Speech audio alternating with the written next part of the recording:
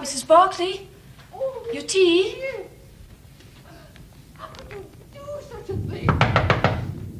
Your tea, madam.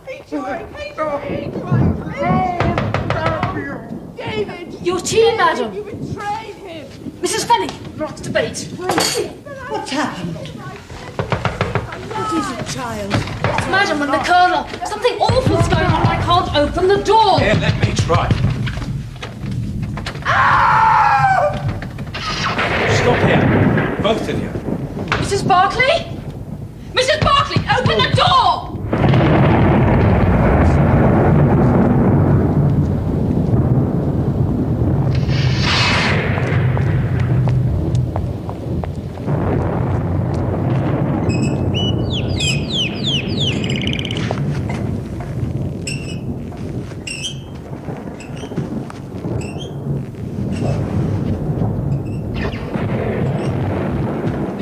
Open the door! The door's locked on the inside as well, and there's no key. I'm going out for a doctor and the police.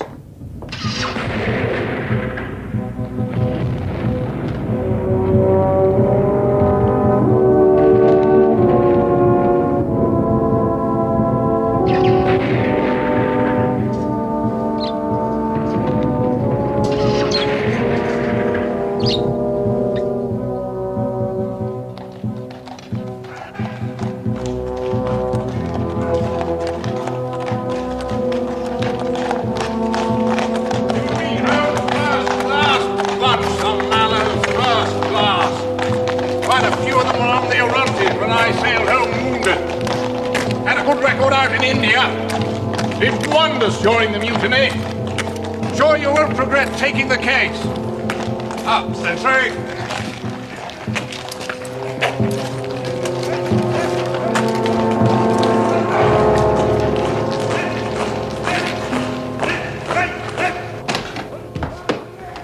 Dr. John Watson, formerly medical officer attached to the Royal Berkshires, now in civilian practice. Murphy, second in command, temporarily in charge of the Royal Mallows following the tragedy of our Colonel's death. And this will be Mr. Holmes. Please.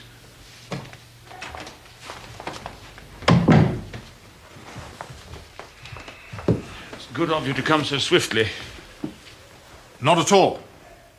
I've explained to Holmes how concerned you must be about the possibility of a scandal. Thank you.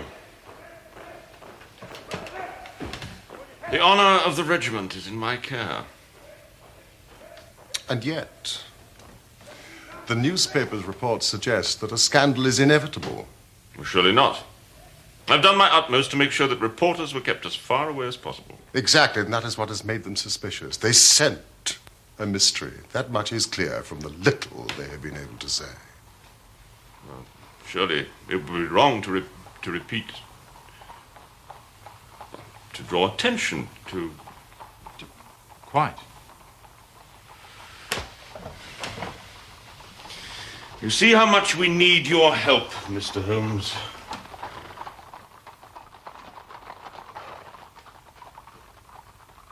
What do you say, Holmes? What can I say? Major Murphy, you have told me nothing. I have come down here after persuasion from my friend to Aldershot, who has more interest in military matters than I. Now that I am here, please, tell me the facts.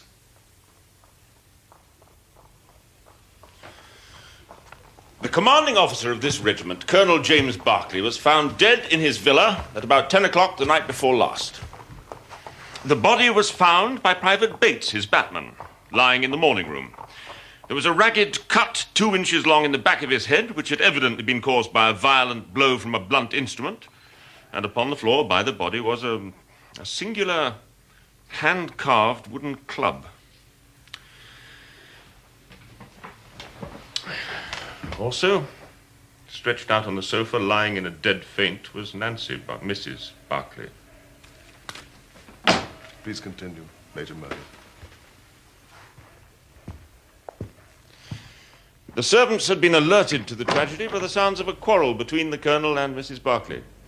They tried to enter the morning room but found it locked. Bates had to go round by the garden and get in through the French windows. And I suspect Mrs. Barclay.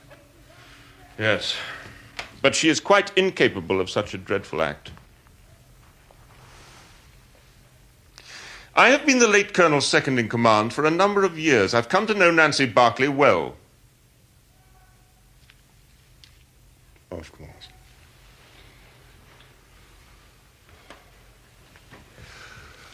Tell me about Colonel Barclay. Was he highly regarded by the men under his command? Considering his background, remarkably so. His background? Why? Was he ever disgraced?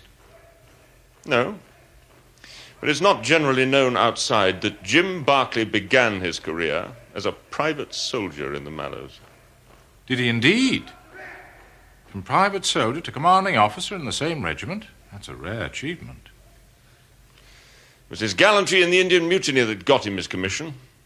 And then quite rapid promotion over the years. More rapid than mine, for instance. Impressive. And I suppose the unfortunate Mrs. Barclay's in custody?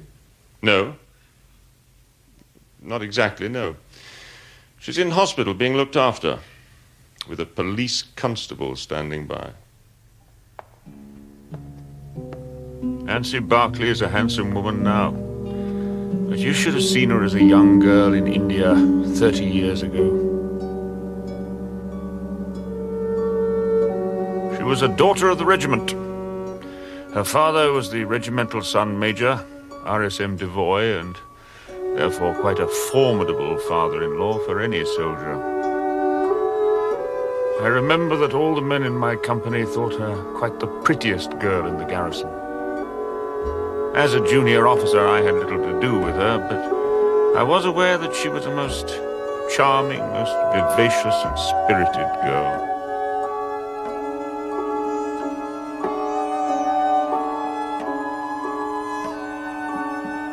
It was quite understandable that Barclay was not the only man in the regiment who sought her hand. But in the end, he was the one she chose.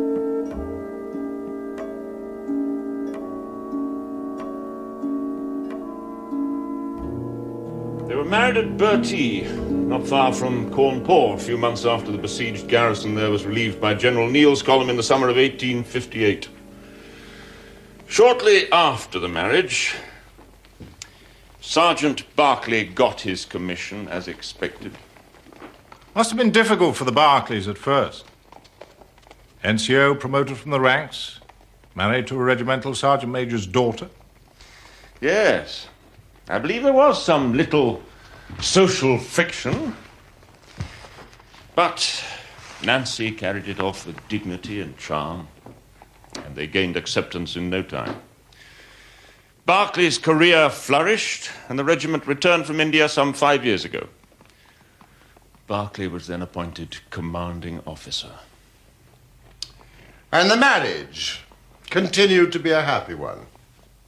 It appeared to be so. Appeared? Most people believed the marriage to have been a uniformly happy one. And what do you believe, Major Murphy? My position as second in command often took me to the Barclays' house. I saw a different side to the marriage. The truth is more important than loyalty to your late commander. One night, I'd been dining at the Barclays. It wasn't until I reached the end of the drive that I realized I'd left my cigar case in the dining room. I went back. The front door was still open. Jane, the maid, was in the hall. I'm glad you're still here. I've left my cigar case on the table. I think the Colonel and Mrs. Barclay have gone to bed, sir. Oh, for goodness sake, James! Confess that! Who is it? Who? Let go of me! You are hurting me! Tell me you love me, then. Me and nobody else. Do you hear? Do you hear me? Oh, would I have married you if I didn't? I don't know. Sometimes I wonder.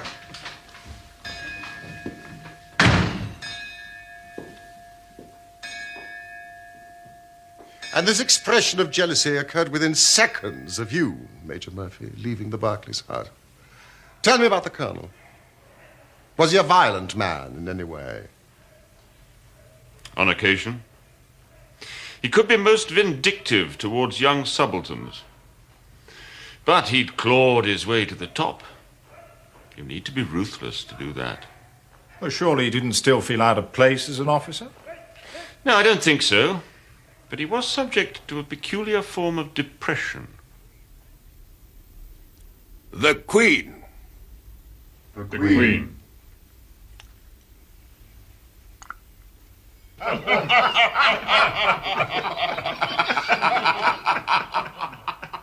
Sometimes, when we were discussing old campaigns, Crimea, Mutiny, Afghan War, the smile would often be struck from his mouth as if by some invisible hand.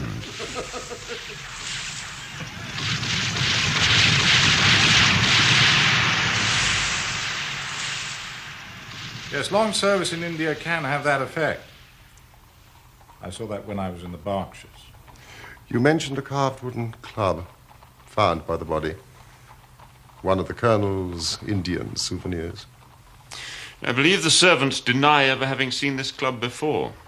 Certainly I've never seen it on any of my visits. It was quite long. And the police, I suppose, have retained it for examination. Yes. They believe it to be the murder weapon. Do they indeed? Do you know, I think we should begin by visiting the Barclays' house. Unless, of course, it is possible to interview Mrs. Barclay.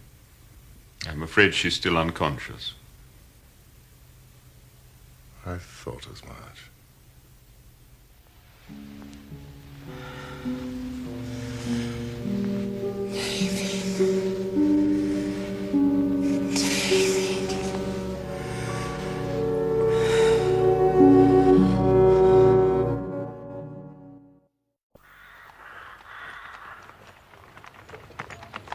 What a beautiful morning.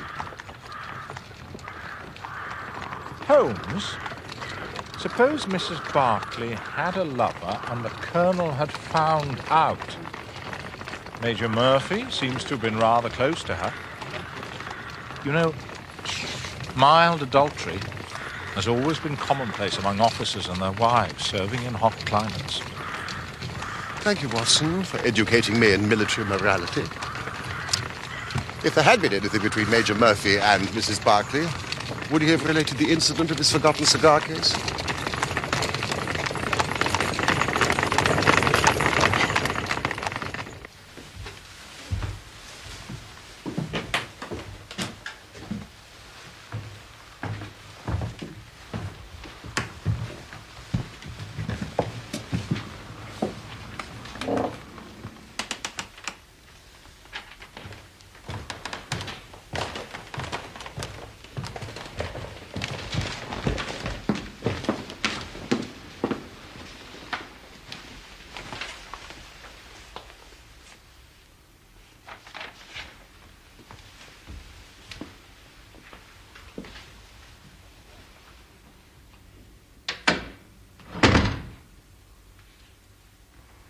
It was about 7:30, sir, and I was waiting at table.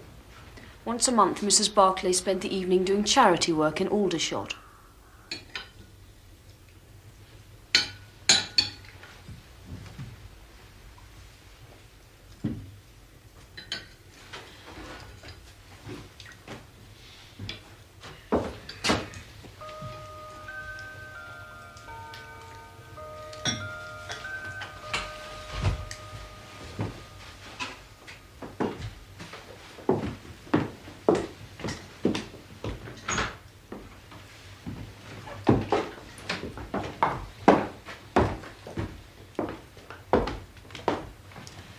Where are you off to in such a hurry?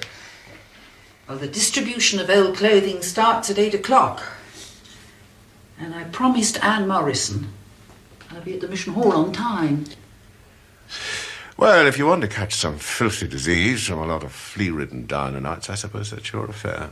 I believe in putting back into life as much as one gets out of it. We've been fortunate with our lot. Others haven't been so lucky. Don't be late back. Of course not.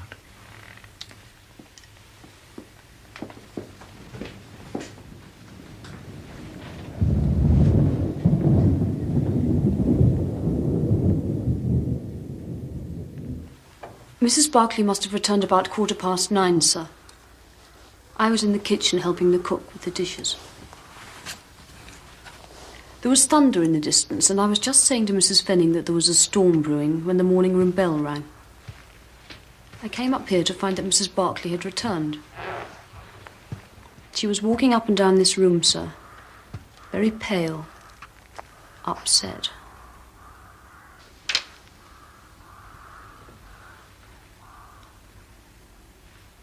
She looked awful, sir.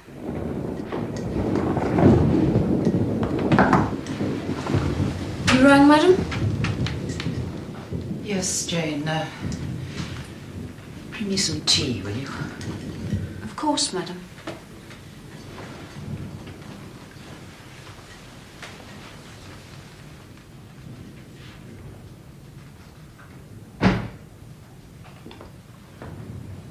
Jane, is that you?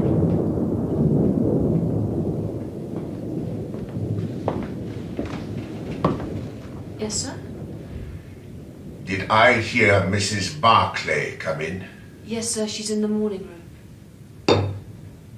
The morning room? Yes, sir, I'm just about to take her a pot of tea. Tea? What does she want tea for at this hour?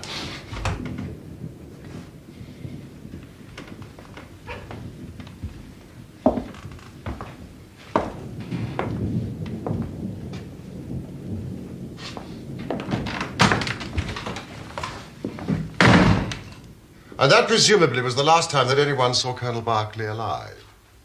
Yes, sir. Can you think of any reason why your mistress came into this morning room at that time of night when the fire was unlit? No, sir. Did she often make a point of purposely avoiding the Colonel? Had you ever heard them arguing before? Not to my knowledge, sir.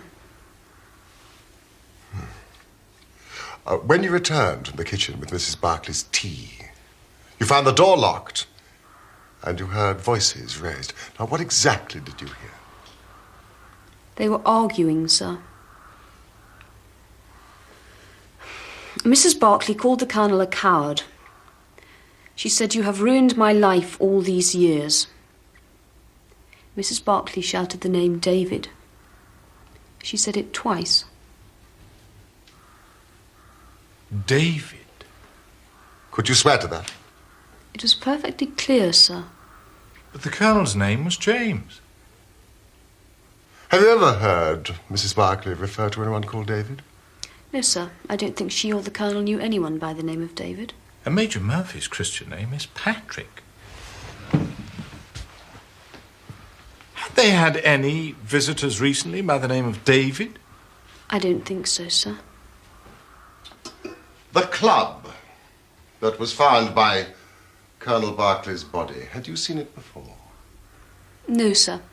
The Colonel had several trophies from India, but nothing like that club. Are you sure of that, Miss Stewart? Yes, sir. I don't know where it came from. Thank you, that is all. Oh, no, there is just one last thing. Major Murphy once left his cigar case here. Did you manage to find it? Yes, sir.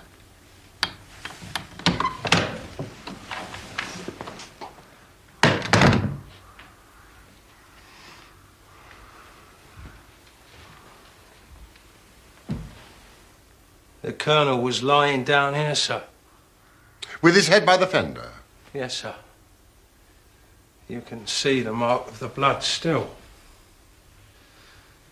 But the most frightening thing of all, sir, was his face. His face? When I rolled him over, I almost fainted away to look upon it. It was all contorted, screwed up, with the most horrible look of fear and terror. As if he'd foreseen his own death? Quite possible, sir. Thank you, Bates. What apparition, what monster was it that could have frightened the Colonel so? Not Nancy Barclay, for sure. This door was locked shut, sir, and what's more, the key was missing. Missing? Yes, in the end we had to send for a locksmith to open it. You have made a thorough search for the key. We searched high and low. Mrs. Barclay hadn't got it, and it wasn't in the Colonel's pocket, sir. Thank you, Mrs. Fanning.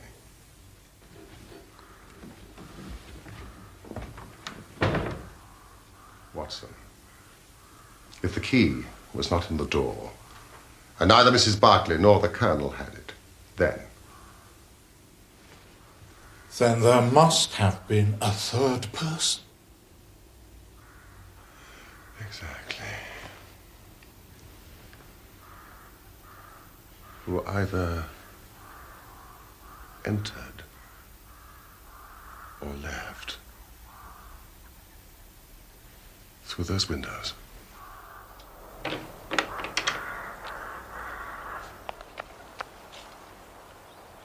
These are Bates's footprints.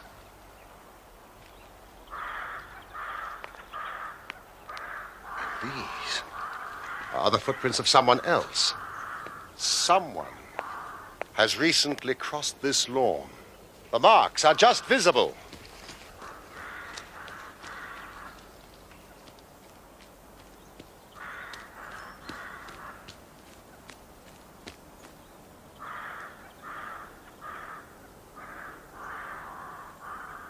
He entered and left through those windows, Watson. We're on the right scent.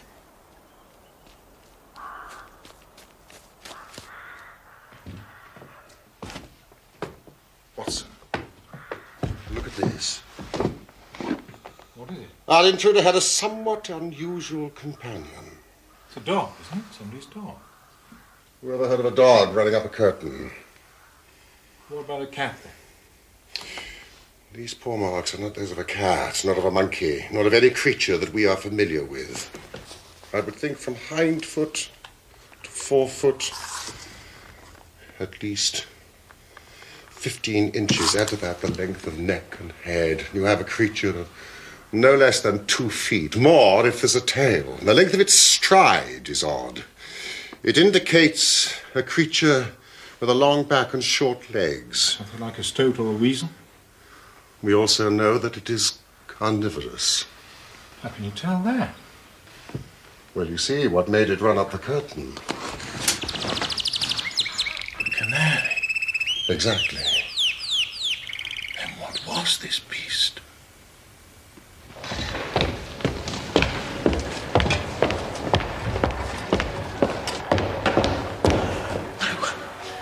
I can't. I cannot betray a friend. Please don't ask me to.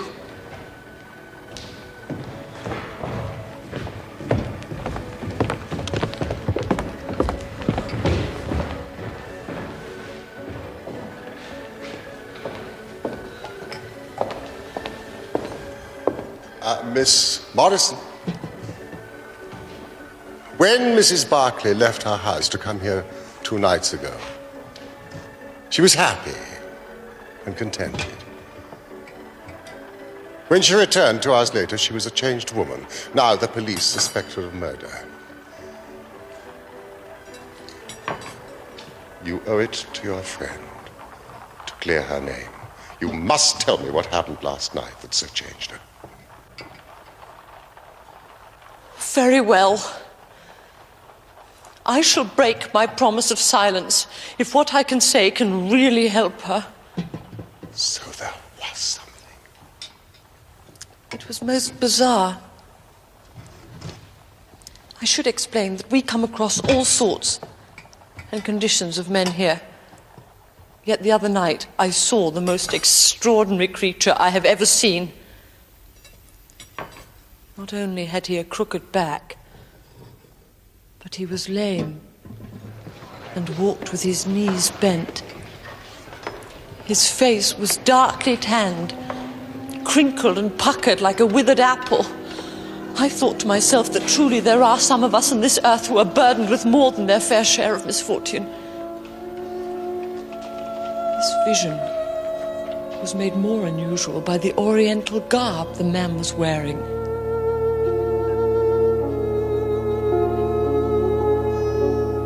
I pointed this person out to Nancy as someone especially deserving of help.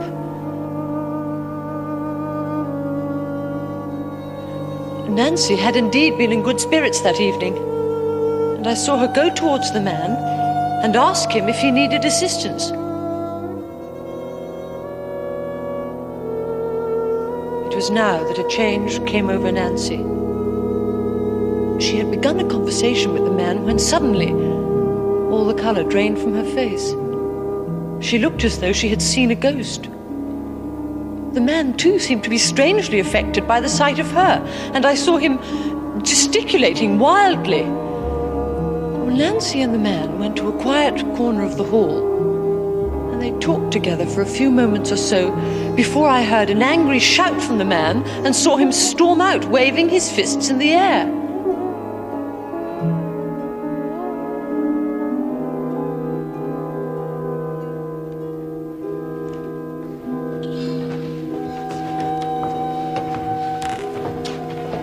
What is it?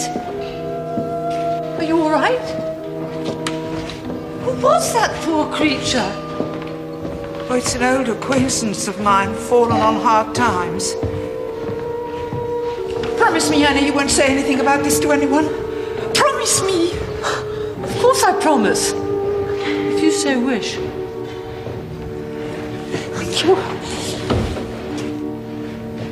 And the identity of this man? I thought you might ask me that. Well, after this terrible happening, Nancy left. I naturally made a few inquiries among some of the regulars. Such an unusual-looking creature has, of course, attracted attention. It appears he is an old soldier recently back from India. No one knows anything else about his background, except that he makes a living by entertaining the troops. Conjuring tricks. That kind of thing.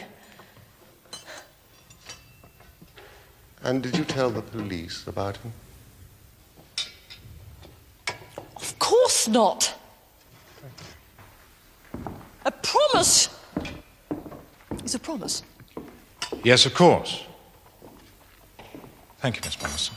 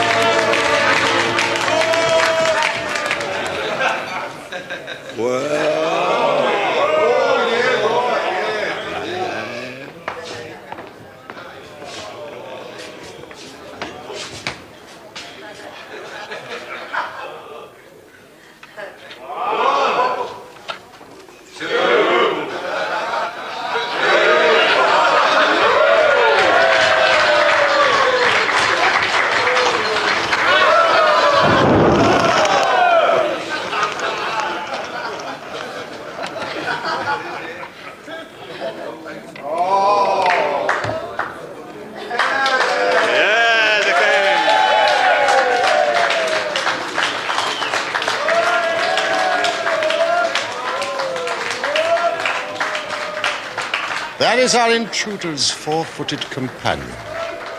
It's a mongoose. I think we found our man.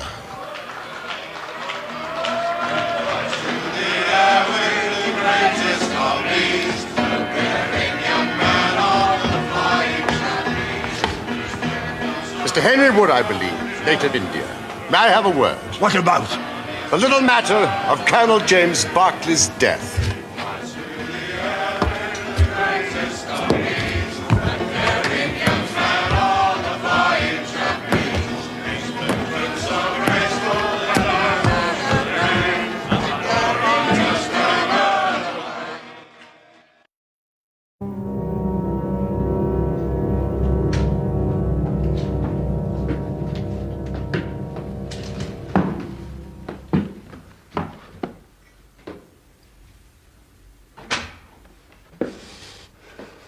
She's innocent. You can take my word for it. Then you are guilty. No, I am not guilty. Then who struck the colonel down? It was a just providence that killed him. His own guilty conscience. I think you'd better explain. God, if I had smashed his head in, as it was in my heart to do, he would have got only what he deserved from me. No. I never laid a hand on him. I was spared the trouble.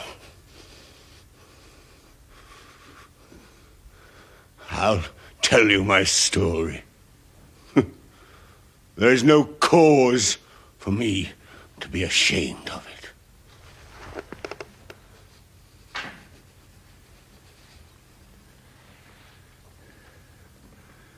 You see me now, with my back like a camel, and my ribs all awry. But there was a time when Corporal Henry Wood was the smartest man in the Royal Mallows. You were in the same regiment as Colonel Berkeley? Oh, yes. But he was Sergeant Jim Berkeley then.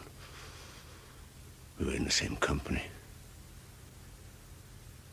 And we had something else in common. We were both in love with the same woman, Nancy Devoy. Yes, the daughter of the regimental sergeant major. Yeah. There were two men who loved her. But only one whom she loved.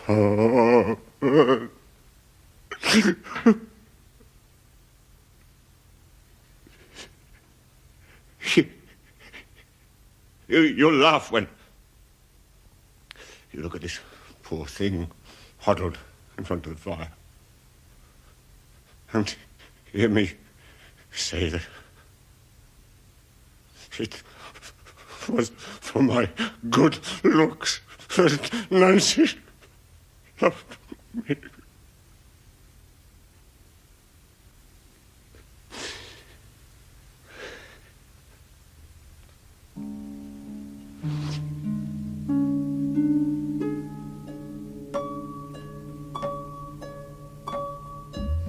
I was the one she loved, all along. But although I had her heart, her father didn't approve of me.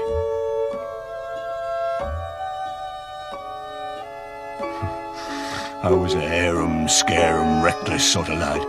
But I was always honest and plain dealing as well. No, Nancy's father wanted her to marry Berkeley. He was careful to keep out of trouble, always did the right thing.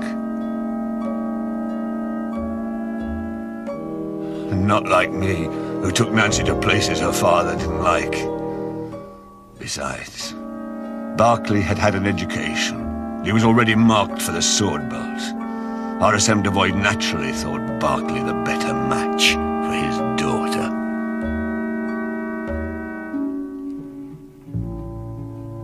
She remained true to me. And we would have married had it not been for the mutiny. Why did Nancy Devoy not marry the man she loved? It It was monsoon time in 1857, when the sepoys rose up against the British. The regiment was shut up in Bertie. There were 10,000 rebels round us, pinning us down like terriers round a rat cage. We ran short of food and ammunition, and we had to communicate with General Neal's column that was moving up country. It was our only chance to get help.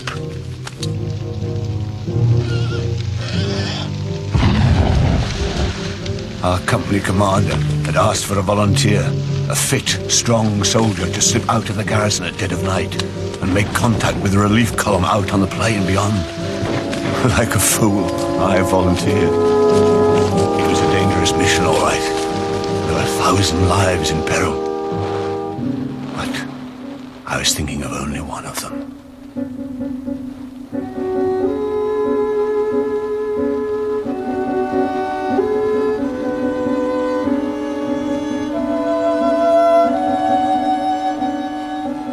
Nancy Devoy, the woman I loved, and the finest girl that ever had the breath of life between her lips.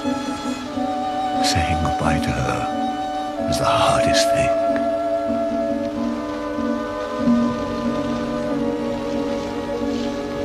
As we exchanged mementos, I little thought that I was saying goodbye to her for 30 years. It was my rival for Nancy's hand that saw me off on my journey through the enemy lines that night. Sergeant Barclay. Said he knew the lie of the land around the garrison better than any other. While I volunteered to make the journey, Jim Barclay volunteered to advise me on the best route to take.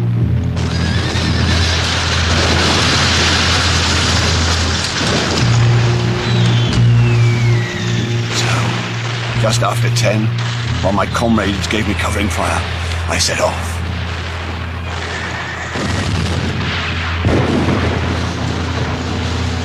Barclay had told me to follow a stream which would lead to a gully. This, he said, was the safest way downhill.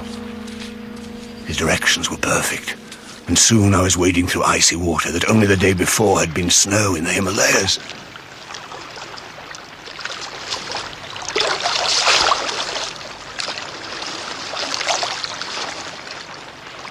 I could see the lights and fires in the rebels' camp, but I kept well down, out of sight of their sentry posts.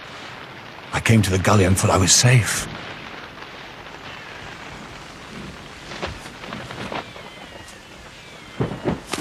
But then it happened. I was attacked. Something hard cracked down on my head. Then everything spun round. When I came to, I was trussed up like a chicken and hanging from a tree. My arms felt as though they were being wrenched out of their sockets. I didn't mind the pain, but I was sick at heart for having failed in my mission. What would be the fate of those I had been trying to save?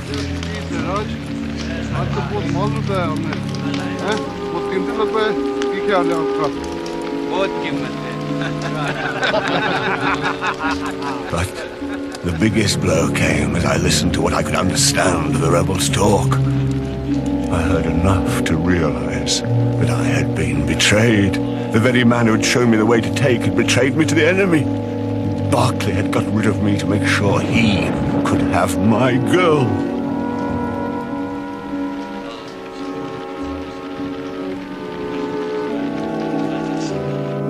Now, you know what James Barclay was capable of.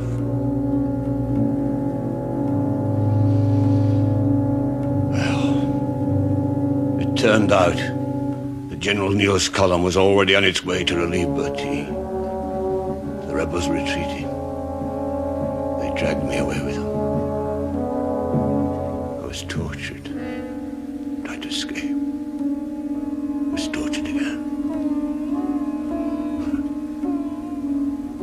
It was to be many a long year before I saw another white face.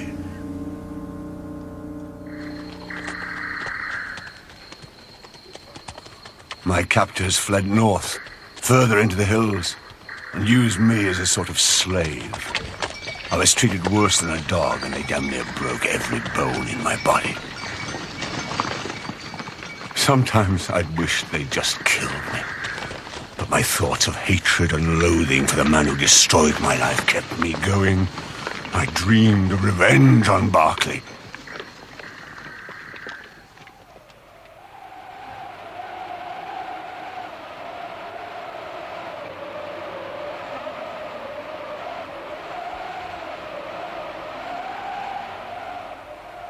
One day, some Afghan tribesmen murdered the rebels who held me prisoner. They left me for dead too. But by a miracle, I still lived.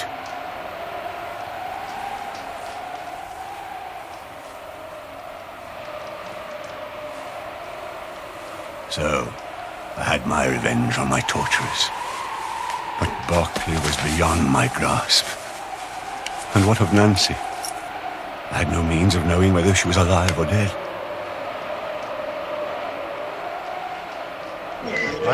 I wandered back to the Punjab and lived among the natives, picking up a living by the conjuring tricks I'd learned from the street magicians.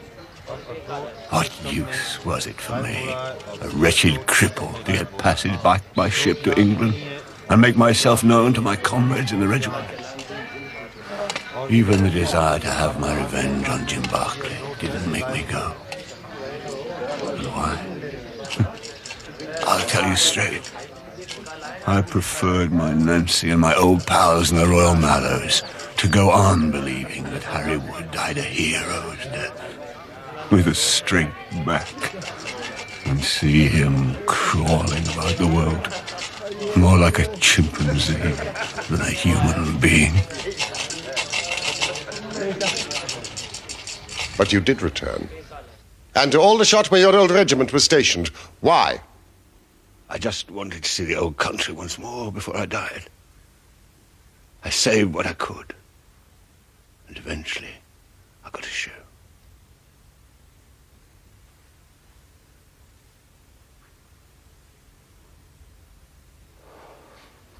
I didn't know the regiment was stationed here in Aldershot.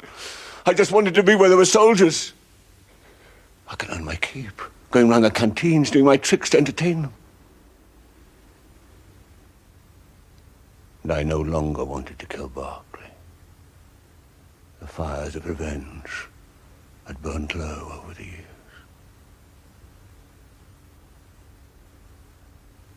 Until I saw her.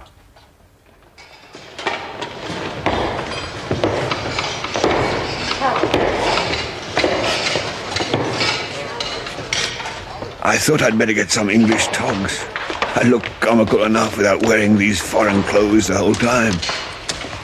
At first, I was more interested in finding a thick overcoat than looking at the charity ladies who were doling them out. Then, one of them came over. I recognized her at once. She'd hardly changed. Still beautiful. What's more amazing is she seemed to know me. Good evening. Can I help you? Have you been able to find anything that...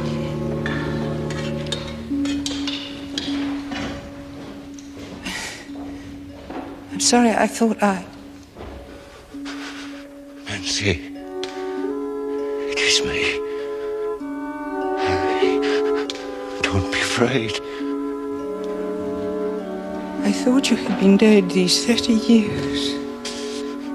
I have been. I swore you'd never see me like this.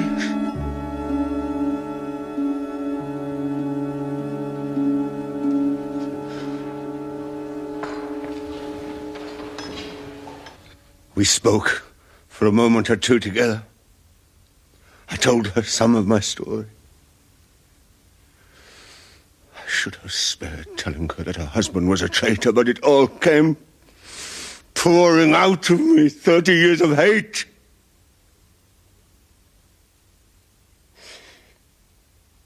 She was so affected by what I said.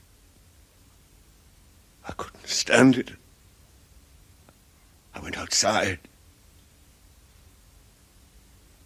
Then I saw her come out of the mission, and I followed her home. I saw her go into their house. A light came on. I saw her sitting in a chair. And then he came into the room. James, I have to talk to you. What are you looking back for? Don't be back late. No. I said, don't be back late tonight. I have to talk to you. You've been with someone. No, you have been with someone. Get the house to before who is it? Who is it? You've ruined my life. All these years. All these years. Oh, how could you do such a thing? It was evil. No, I hate you. I hate you. I hate you. No, damn. To see him lay a hand on her made me mad with anger. My feelings overcame me. No. David! David, you betrayed him. It's not true. But he's alive. I tell you, I've seen him. He's alive. No. You're mad.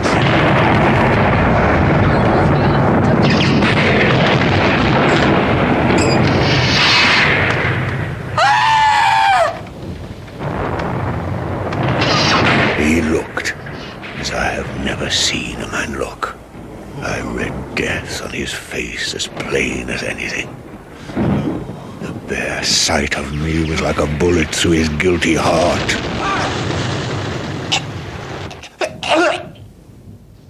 Mrs. Barclay? Mrs. Barclay, open the door! He smashed onto the fender, but he was dead before he fell.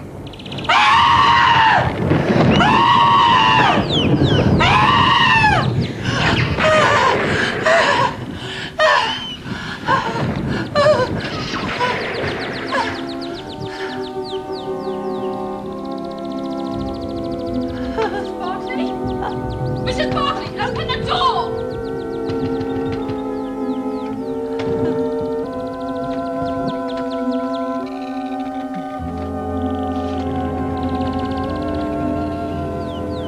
I took the key of the door from Nancy's hand, intending to open it and get help.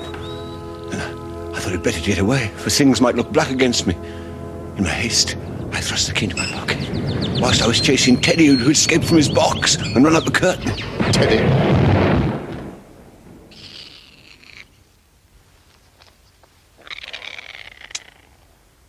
So the Colonel died before he struck his head on the fender. An apoplectic fit brought on by shock. Mr. Werner. Provided the coroner reaches the same conclusion, Mrs. Barclay... Nancy. ...will be free. I trust you would have no objection to repeating your story to the police, should the need arise. Mr. Holmes. How is Nancy? She's in hospital. I understand in time she should make a complete recovery. Thank God.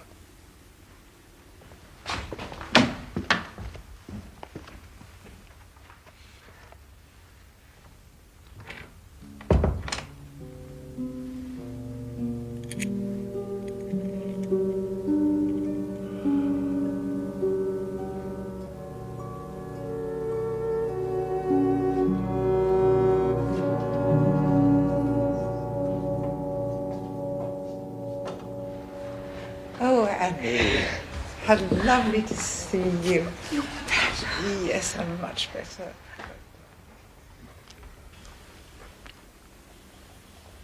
Holmes, there's just one thing I don't understand. If the Colonel's name was James, and Wood was called either Henry or Harry, then who the deuce was David? Ah, my dear Watson, that name David should have told me the whole story. Had I been the ideal reasoner, which you are so fond of depicting, but alas, my powers of deduction failed me. You see, David, in this case, was evidently used as a term of reproach. Reproach? Don't you remember how King David sent Uriah the Hittite into the forefront of the battle to die so that he might steal his woman Bathsheba. I think you'll find the story in the first or second book of Samuel. My Old Testament is a little rusty.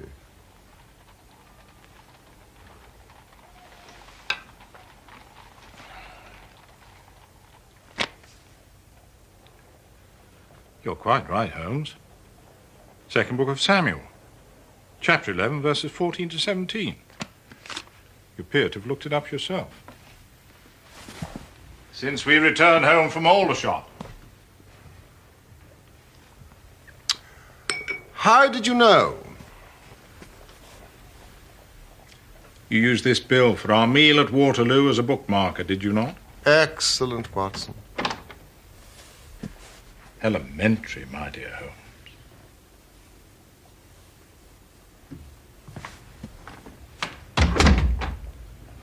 Good night, old fellow.